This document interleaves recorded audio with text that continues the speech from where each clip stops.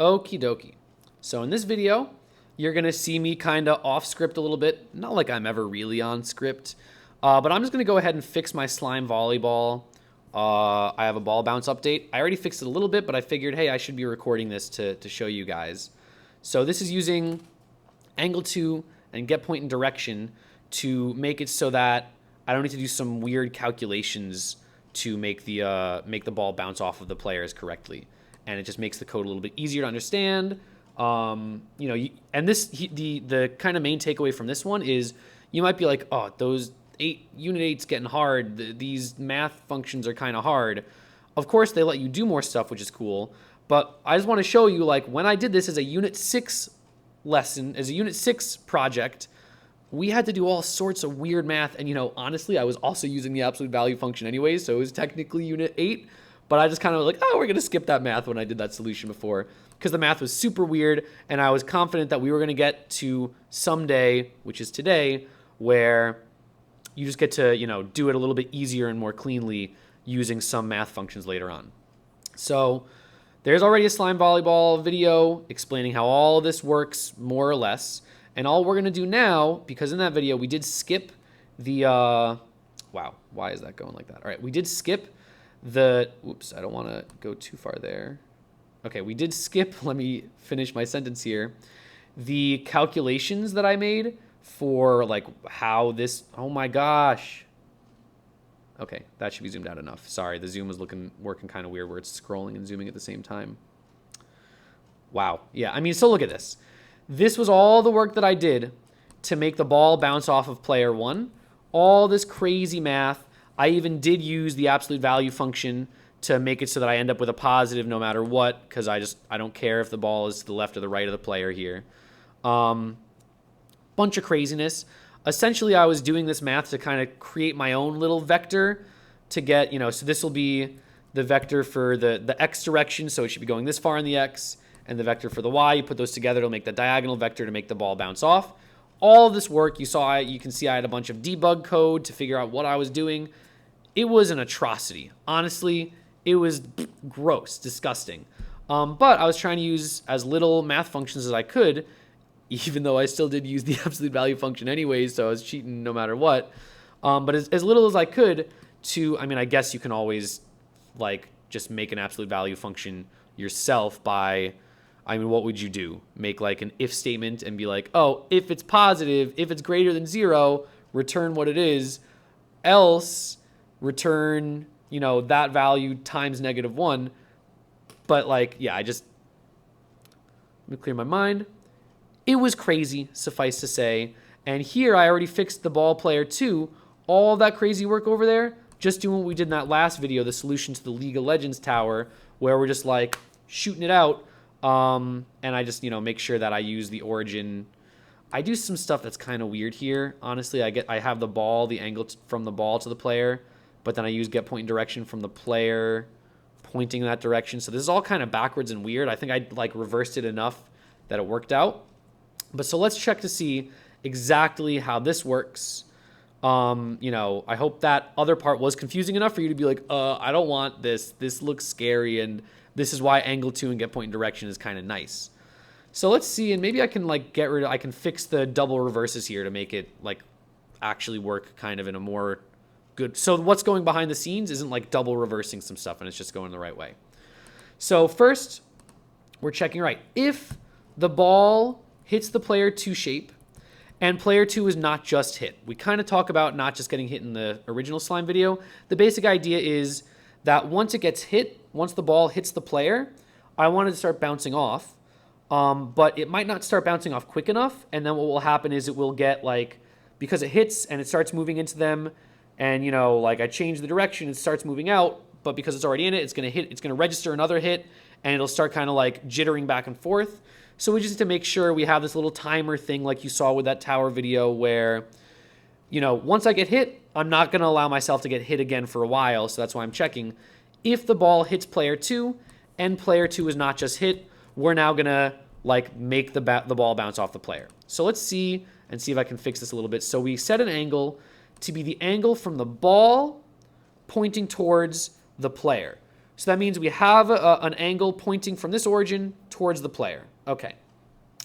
Then what we do is we get a point in the direction from player 2 in that angle. So now we're like at the player looking at that same angle, right? The ball hits the player, looking there, looking at that same angle, we're going that way. So this seems kind of weird to do it this way, to be perfectly honest. Because what I really want to do is I want to have the ball pointing it towards the player, and I want to reverse that to have it kind of bounce off the player in a good way. I mean, so here's what we're going to do. We're going to copy this because this works. I did check and it works. So before I play around with it too much, this is, by the way, kiddos, where version control is helpful, but we don't have version control here. I mean, we do have like undo stuff at the top here, but I don't think there's a proper version control, right? Oh, man, I always forget about the unindent stuff. They have a toggle comment? Wait, does that mean, hold on, I just need to discover, maybe I'm just discovering something now. If I highlight all of this and I click toggle comment, oh my God. Yes, you gotta love it. Oh, that's so nice. Well, I'm glad that I just discovered that. Oh man. All right, let me zoom back in. I don't know why it loves scrolling first before the zoom, because now we need to scroll back down. All right, so before we mess with what works, we just wanted to save that the bouncing that worked. And now let's try to make it in a way where it like makes sense to us. Okay, so here we've got the ball coming in towards the player. We set a vector, just a vector meaning like a line, an angle that's pointing towards that player. And then what we do is, starting from the player, we're now using that same angle. So now it's from the player going in that same direction. I get a point 10 in that direction. And so then what I do after that is I set the new X from that point in that direction below the player now. I'm going to set the new velocity of the ball to be the difference between the player's X and that X over there, subtracting it. So, so you see why I want to draw it, but I don't want to erase this. This is not my classroom. Oh, hold on. I can plug. No, because my mic will get messed up. All right, well, we're just going to try to do it in the air in our heads. So let's see. It's down there. I subtract the player's X from that X. So let's say the player was at 200. That X is at 220. So I'll get negative 20. So then we'll start going negative. Oh, man, I need to draw it out. All right, I hope they don't mind me erasing this. Let me get a marker. Let's get the screen bigger. And let's start drawing some stuff. All righty. Here's a marker. Okay. No eraser. Oh, there is an eraser. All right. So we've got our player sitting over here. We've got the ball coming in. It hits the player. And then we get the angle 2 pointing in that direction. Right?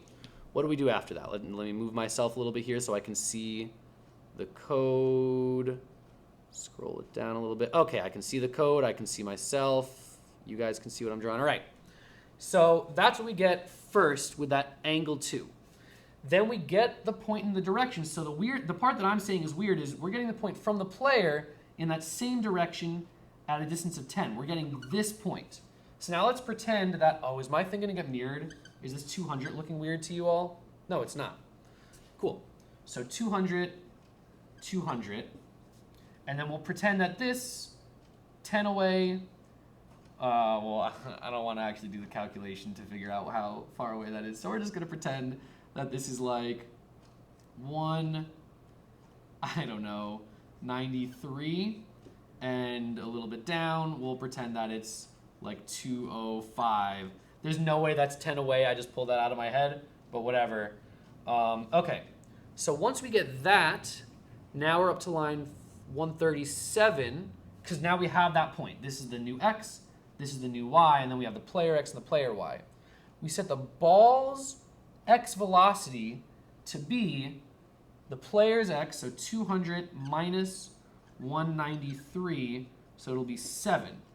And then we set the ball's y, so this will be like the ball x and the ball y. We set the ball's y to the center y minus that y. So it'll be 200 minus 205, which is actually going to be -5. So now we have the new x and y velocity of the ball. So the ball's velocity is now going to start going to the right and going up, so it'll bounce off the player.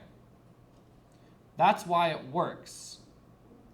Is there a way to be using it like where it's all from the ball?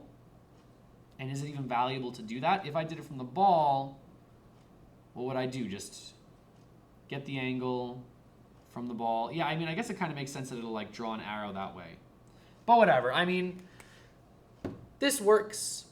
I'm trying to think if there'd be a reason why it's better to use the ball and instead of using the player center as your kind of base point. Why might it be better to use the ball just because it looks nicer, right? Like, I think that's really the reason to do it based off of where the ball was when it hit the player and to have all of it kind of around the ball instead of just randomly resetting it over here and making it go that way. But, I mean, that's how it works. That's why it works. And so this way we can see once it does work, because it is moving it in the right direction, we can see that it bounces off nicely enough, right, for both of the players. So if I run this, player 2 I think is the red one, and it bounces really nicely off of that player. So like it looks natural, and then here's my custom calculation on the blue player. But it does, like, it looks good, right? It's getting the work it's supposed to get done. So, okay, that was, we're already so far into this video, but I'm just going to keep going. Let's fix, and it's going to scroll before it allows me to zoom, which is really kind of infuriating. Oh, maybe I should zoom outside of this window and it won't scroll anymore. So what we're going to do is we're just going to go ahead, and since we didn't change this, we can get rid of that comment that we did before because we didn't end up messing around with it. And leave that all like that. We're going to take this and just toss that into the player 1 as we clean this up. So we can get rid of all this. Paste over it with this. Bada bing, bada boom. And if we just do player 1 for all of these, which, of course, again, this is super dangerous if you're copying and pasting like this, because if something's wrong, well, you just copied and pasted a whole bunch of stuff that's all wrong.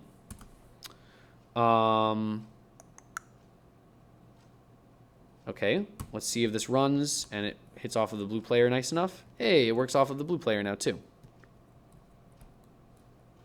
Yeah. And then a nice thing that comes out of this, other than it being a bit easier to read, so let's see, if I zoom in over here, I have to zoom in outside of the thing, and then I can scroll down to it. What makes it a little bit easier is, oh no, but then I try to zoom out while I'm too zoomed in here and it scrolls down anyways. We can very easily just change, hey, remember that distance? If I change this to be half, ooh, double would be crazy and shoot that ball all over the place. But if I change the player 1 to be a distance of 5 when I run this now, the red player is going to bounce off of him pretty far, but the blue player, it's going to go a bunch less, right? Like actually almost too little. The blue player can barely hit this ball up enough with 5. But you get to see, like, you can change the power of how far you shoot it by just doing that one change. So maybe I make this back to an 8, and maybe it'll bounce off still less than the red, but at least an acceptable amount. Let me get this over to the blue player's side. Yeah, it bounces off a decent amount.